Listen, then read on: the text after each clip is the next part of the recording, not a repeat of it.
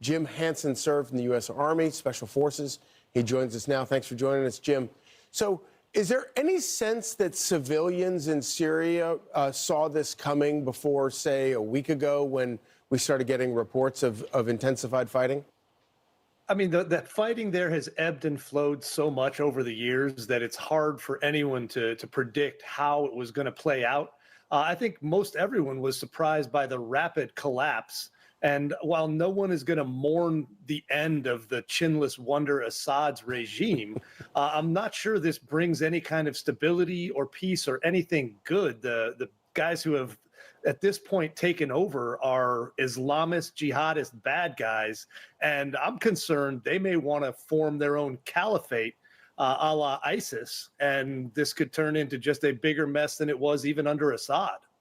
What does it tell you about the current state of Iran and Russia? Yeah, they lost out. I mean, they had major investments in Syria in the Assad regime.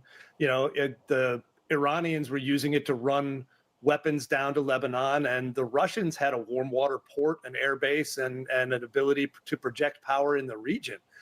They cut and ran along with Assad. So at this point, the big winner is Erdogan in Turkey.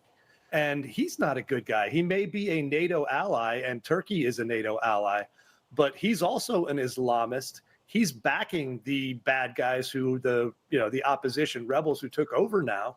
And I'm not sure, he might not have his own, ideas that he could be the regional leader, a caliph or a sultan or something. He believes Turkey is the natural, center of power for the Islamic world.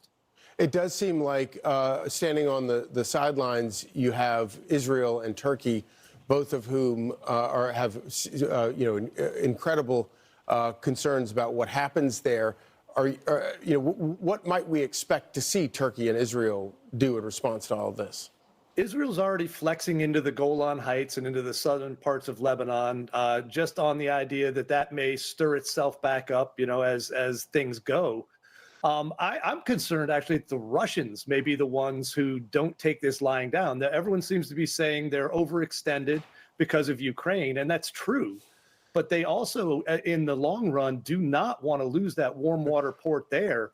The one they've got in Crimea, they happen to occasionally get their boats sunk there. So I don't think they want to count on that as their only one. So I think we may see some back and forth action as the major powers decide who gets to control what's going on in Syria. And that's going to be messy for everyone. Sure. But if Russia is that concerned about it, why would they have allowed this to happen in the first place by basically withdrawing support for Assad?